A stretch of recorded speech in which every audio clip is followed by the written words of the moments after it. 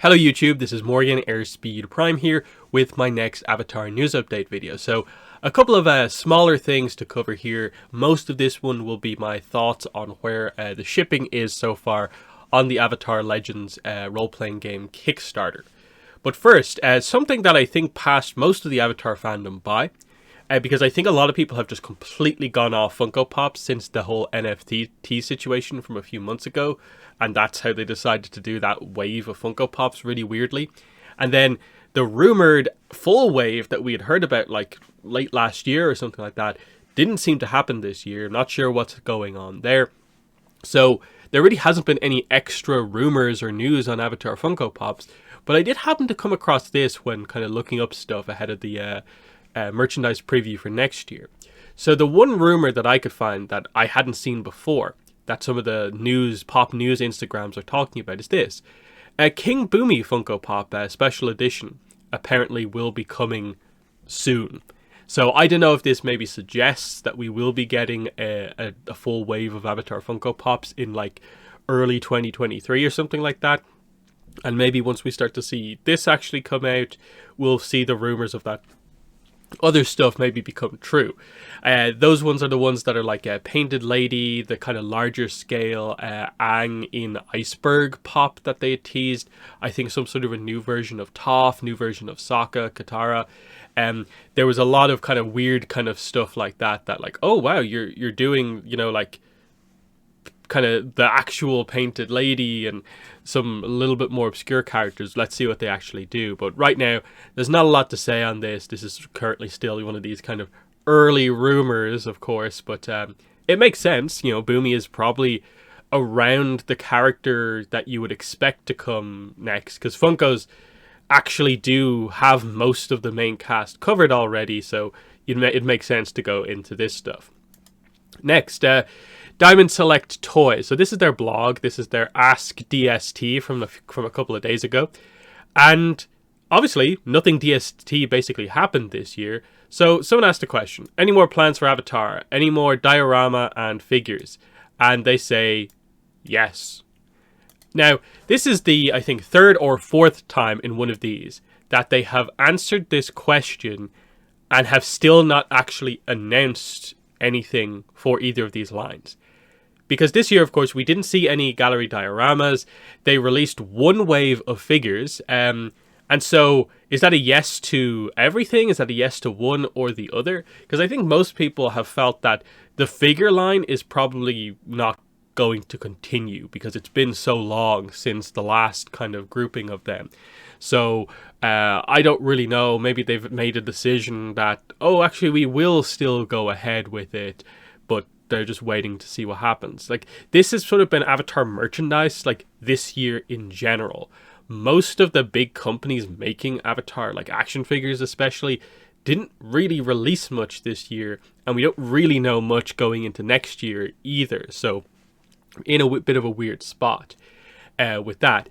And then this, I didn't want to just open my emails and kind of show it off that way, so I just, copy and pasted it here. But I got a PR email randomly about Avatar Generations. Now, I don't believe I had signed up to any sort of newsletter or anything like that, and it specifically had like my username in it, so I don't necessarily know why, they would have done that. That makes it seem like they specifically reached out to me because they saw that I had done videos covering Avatar Generations before. So I don't know if other people have got this or if it's just me and maybe some other people, but here's what was said about it, because I know a lot of people have been wondering, like, what's going on with this? Like, it apparently was in, like, beta test with the soft launch in certain countries, but then there's been nothing, literally nothing since then. So, yeah, it just says, I want to blow a little hot air in here for the upcoming Avatar Generations game coming out soon. This is the Airbender IP, not the Blue Aliens, so at this point of the year, with the other movie out at the moment, that makes sense to mention. I'll be back in touch in 2023 with details, but just wanted to let you know it's coming, Fly Me Out Hotman. It's a mobile tactical RPG, and I'll have gameplay assets and a trailer to share along with news soon, 2023. Now, this is good, because this is an update on this game that has been much needed, because there has been some speculation in the background on this game that something happened to it. Like, I saw people mentioning stuff like the companies that own the developer of this game changed the name, and a bunch of stuff happened, and then it immediately went backwards, and people were worried that this game might have got caught up in that and been cancelled. Now, what I had seen in all of this was that I occasionally look in on the Avatar Generations official Discord, and from what I can see, the people who actually have the game from those regions where they're doing the soft launch are getting pretty much continuous updates over the last couple of months from the developers, fixing bugs, adding in little bits of new content to us, was properly test the game ahead of an official launch, and it seems to absolutely be going ahead. And now that this kind of PR, kind of marketing stuff has begun to start, you get the sense that, okay, it's actually going to launch, I'm guessing, in early 2023. I do get the impression that this probably does mean like relatively early 2023, because again, if they can soft launch the game, that makes it really come across like they were already roughly in a state where it could have been okay. They just needed to test it on lots of people. So yeah, apparently gameplay assets, a trailer, and news. So I suppose this will be stuff like, okay, what is the actual content that's going to be in the game at launch? Now, my guess is going to be, probably has to be like all of ATLA, or at least all of Book 1, and we'll see what the plan is going forward. That's what I think they really need to make clear with this, because this game is going to ultimately, in a couple of years' time, if it's successful, have tons of content in it. We know from the initial press release when they announced this that the plan is to have like events for like Kyoshi, Yang Chen, Roku, they even mentioned in that. And that seems all very, very cool, because that is very much suggesting that they're going to cover the stuff from the novels. And sure, it won't be fully animated, but at the very least, that means that we are getting iterations of certain characters in this game where you can have characters from those eras on your team. And in the little dialogue cutscenes, there will at least be official art as you kind of read through what the story is. So that does kind of bode well, but the question is, how early in the game's lifespan are we actually getting some of that interesting stuff? Because if we have to wait like a year or two for them to get through all of Avatar and all of Korra before we actually get to the other stuff, that's, I think, a bad move. I think they have to show that this game has new content in it to get people interested. Sure, just having the basic stuff is good, but at this point, I really do feel to capture people, you do need to show that you have a lot of other stuff going on as well. That's kind of my impression. So I'd like to see the game maybe launch with something like, say, the initial stages of Rise of Kyoshi as like an event like campaign or something like that. I think they do need that, because I think it could come across a little stale just having especially early ATLA Book 1. But I am excited for this, because I do think it will be a continuous source of content if the game picks up popularity and it is showing that it's willing to have new information. So that's all that. Then we have to start talking about the Avatar Legends role-playing game and what's going on with the shipping. That in many ways, we should be talking now, like a week before the end of the year basically, about, the last couple of backers are just waiting for their stuff to arrive. But the reality of it is that this shipping timeline that they gave us back in November, you pretty much have to rip it up. The only thing that this seemed to really apply to accurately was Australia and New Zealand. I think they're the only two places where they actually properly hit what they said they would do. Everywhere else, there's been issues and problems, and they haven't been as clear as they probably could have been with this. And I think you can sort of see what the problems were, is that they wanted to do more general kind of like updates on pretty large regions. And I think quite quickly they realized that, okay, if we're only going to give like a sentence, we have to be way more specific on this. Because like even just linking, say, USA and Canada together, which on one hand makes a lot of sense, but then they're like, all products have entered the country. Wait, which country? Is it USA or Canada you're talking about here? So when you just say it generally like that, it makes it seem like all the products are in the USA for the US and in Canada for Canada, when that is not the case at all. And I think in this case, there was like weird problems, as we'll get to in like a second. And then for me, like this is the region that affects me, EU, and also the UK.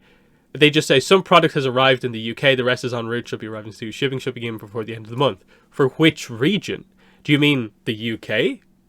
Or do you mean the UK and Europe? And this is the problem here, is that what this actually meant was UK specifically, because the Europe stuff was happening using the same people, I guess, but after UK.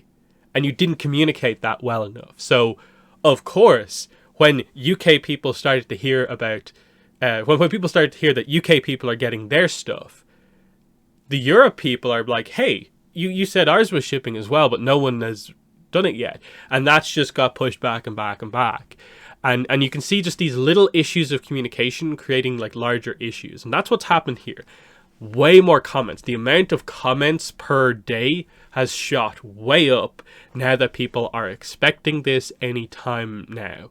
And a lot of the issues that they're facing are really, really becoming apparent here right at the end. And look, I don't want to be hypercritical of Magpie in that I think they're doing a reasonable job given it's a complicated situation of like, I don't think they wanted to be dealing with most of the early shipping stuff right as we're at Christmas and the New Year, but that is the way it has worked out. And sure, it's unreasonable to be like sort of setting timelines of like, you know, I'll be happy if I get it before the end of the year, but I'll be annoyed if I get it like the day after in the next year. But those things, you know, for people, like they do mean something to know that it missed the year. And that's what it's looking like for all but like a certain amount of backers, that people aren't going to receive it this year. And most of it will be next year, when the initial update from November seemed to suggest that everyone should have it before the end of the year, except maybe Latin America. But then the way things have actually worked out, Latin America started shipping before US or kind of Europe at the very least, and all this sort of stuff. So they then put out an update just like a week ago, December 15th, with some shipping updates. So they go over the idea that most of the Australia, New Zealand orders have gone out. Notice how they switched from Australia, Asia to just being Australia, New Zealand, because it makes more sense to group it that way. Due to an inventory error, or even the one that went the most smoothest, from what I can tell, Australia, New Zealand, still had this issue where they didn't have enough for 400 orders, and those 400 orders are specifically delayed. Then, after like a month of waiting and stuff like that, UK packages are currently shipping. 50% have already been shipped out. There have been issues, we're working to discuss it, and I'll get into that in just a second. For those in the EU, there's a small delay with our reshipper as we ensure that VAT is correct and so on. These should go out before the end of the year. So that's a giant change there for the EU, of literally just should begin before the end of the month, should begin before the end of this month, basically end of the year.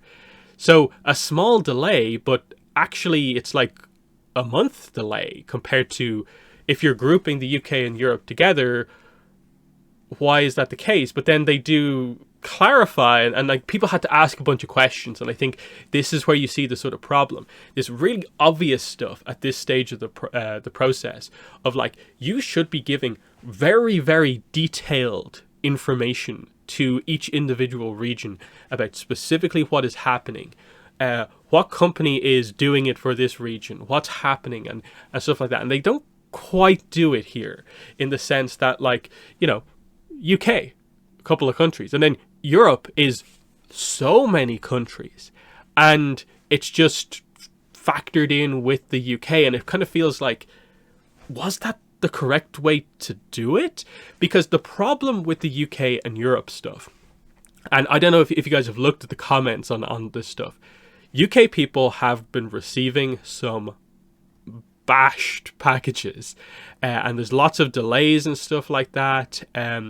Lots of people being quite frustrated about what's actually happening here, but so many damages because of like this company basically that is being used. Now, I think my understanding of this is that they just chose a kind of distribution company who happened to use this company. I think that's the way it works, but the reality of it is that that does ultimately reflect badly on Magpie of not really like investigating the situation well enough to choose a good delivery company ultimately, because it's a really well-known thing, especially in the UK and also Ireland. Like some stuff does come from this place here as well. These are not known to be a particularly strong company. I think people have pointed out that they've been ranked the worst kind of like courier company or something like that in the UK for a long time. They used to be called Hermes, and why did they change their name? To basically try and start again with a new name. And there's just been, I think, a lot of people talking about how badly damaged their package was when they received it, and how in some cases, okay, the box took a lot of the damage, but there's not that much damage inside. In other cases, there were holes in boxes, people losing entire items out of their order, and just in general complaints about the level of packaging, that it seems like all of this stuff, which is ultimately part of this like group of items depending on what tier you got, they're just kind of put there in a box, which obviously has to be big enough to hold two relatively big books, but then have space for all the extra stuff. And that extra space, it seems like there's no sense of like, holding everything together. It's just that there's a bunch of extra space in the box and stuff is just kind of rattling around in there. And I think the biggest thing probably is just that it seems like the boxes that they're using are like pretty low quality, which is why so much damage is happening, in addition to obviously Every not handling them super well. But the other aspect of that is that I think the only other packaging within the thing people were talking about is that literally like there's like a piece of like paper like basically put over the top, which is weird for a bunch of relatively like loose items and stuff like that. So the reality of this is that it seems like they have probably received like so many more damage requests on the forums, the forums for like reporting damage, missing items, just because of this company. They probably have so much extra work to do that they could have avoided if they'd done any sense of like research, or like asked their pretty large community of backers, like, hey, UK people, we're considering using this place, what do you think? And I think a lot of people would have been able to say, no, they are terrible, no. But that didn't happen, of course. So they've been saying, that multiple times in the comments that they are talking to them about this, trying to fix it, but who knows what's actually going to happen. And then again, they don't really clarify in all of this. So like they say they have a reshipper, but apparently it's the same for UK and Europe. It's still Every ultimately. So for me in Ireland, which is obviously right next to your UK, but because of Brexit, of course, it's Europe, and there's a difference, and the whole VAT thing is the case. I'm now super worried about mine arriving like that. Now, maybe we'll see the benefit of some changes to however they're doing this because of the complaints and the number of them, and the fact that apparently Magpie are communicating well with them about this. But it's not good. And then we go into the USA and you see, like, due to a managerial error with our receiving partners, there's been a delay in everything with the US fulfillment centers. They arrived in November, but they miscalculated it, and they only just started like yesterday, actually. So it took a whole week for this to kind of sort itself out, and you can see the delays just piling up. And, the US is only starting shipping like 4 days before Christmas. It's like not ideal at all. And again, it's like they talk about how like 550,000 packages is a lot, and it is. But they've known about it since the end of the project. They've known it's going to be in that region since, I think, very close towards the start of the Kickstarter, with how popular it actually was. And so they've had a large time to prepare for this, of course. And this is where you've probably seen a lot of the errors of like how they've dealt with this giant scale of this, is that they maybe haven't handled that so well. Then they clarify the stuff with Canada finally separated from everywhere else. You can see they've taken Asia away from Australia and New Zealand and put it in with Africa and the Middle East. And there's some issues because of necessary labeling required by our licensing agreement for these regions. Would love to know what exactly that is. Maybe that's just having different language versions of the kind of information that you'd usually see in around the barcode on items. I don't really know. Latin America, actually, they said this might not happen until early January, and I think it happened like a few days later, so it happened like immediately with them. But I think a lot of people from Latin America were a little surprised when the Latin America shipping update happened, and it was revealed that, oh, you have to pay VAT on that. Because I didn't realize it, because I saw that they said for Europe, VAT would be covered already in the cost of what you ordered. But obviously, I guess Latin America wasn't included. So there's a lot of, that's going to be an issue for Latin American people having to deal with that. But I guess it's fine.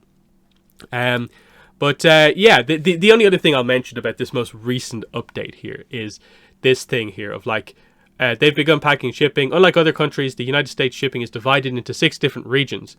And I find this to be a weird sentence. Regions will begin shipping when all the product is at the fulfillment center until all regions in the United States is complete. Like, I roughly get what that's saying, but it feels like there should be a full stop or a comma in there somewhere and stuff like that, where it's like, well, what does that mean? Like, regions will begin shipping when all the product is at the fulfillment center. That's fine.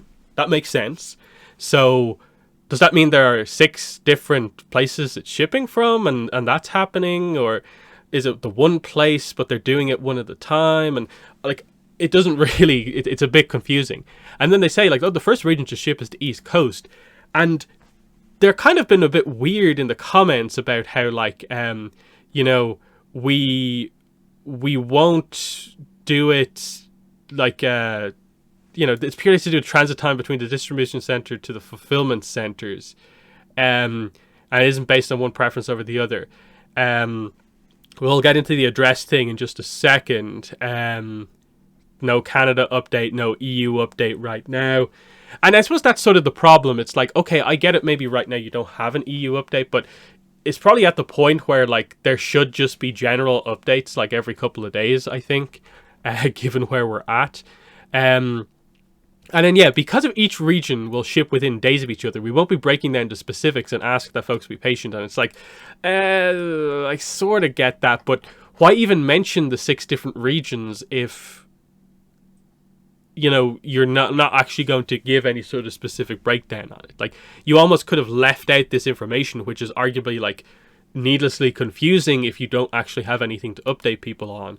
It's just all over the place. And that's where, like, you know, you can't really blame anyone for being frustrated with this situation. Like, sure, some of this is reasonable, and it's the case of like, obviously you're allowed to be frustrated, but obviously don't direct tons of anger and like really accuse Magpie of a lot of things. And I think that's been a bit of the problem in the comments of late, is that there's been a few comments that have been, I suppose, like needlessly over the top, but I think a lot of people are just expressing their frustration about more late delays right in the middle of shipping, and the fact that you sort of feel that you're at this point in the line, but then a delay happens and suddenly you're last and stuff like that. And it's just that kind of fight between like, they want to keep things in the comments pretty positive, but this is a point in the project where just there are frustrations across the board. I'm sure Magpie are frustrated with the way it's going. People are frustrated with the way it's going. So it's kind of weird to forcibly try and keep things super, super positive when actually, no, things are going wrong. There are some problems and so on. So, you know, is what's the right way to do all of that? For sure, Magpie are lucky that they seem to have a couple of people who monitor these comments a lot. They just seem like normal backers who just post and keep things positive. If not, like, things might be a bit all over the place. But you know, it's frustrating. Like, I wish that I could have my stuff before the end of the year, but it's not. It's looking like that's not actually going to happen. I am going to be, I think, a little bit frustrated if, like they said in their update here, if EU shipping doesn't go out before the end of the year. Like, if we don't hear of anyone actually getting theirs in the EU, or like having it shipped out before the end of the year, I think that will be an honest frustration. But look, it'll arrive eventually. I think the only time at which I'm going to be, I think, properly annoyed is for people who don't get their stuff until basically after the mass market release on, what is the 25th? Is it 23rd or 25th of January? That, I think, is the true deadline of this. The idea that, especially for like people in, say, the US, who probably have easier access to get the mass market release of the book when it comes out, if it would be easier for them to literally just go down the road to a specific shop and pick up the book there, versus the Kickstarter, like being one of the people who actually like made the thing actually happen, that's the kind of problem here. So I'm just going to leave it there, and hopefully people get their stuff and there's not too many problems. But I will say, I am definitely worried, knowing what they've done with the kind of UK kind of shipper and stuff like that, and how that's affecting the EU stuff. That's not great at this point. But in the comments, let me know what your thoughts were on all the news that I covered in this video. But that's been the video. Thanks for watching, and bye.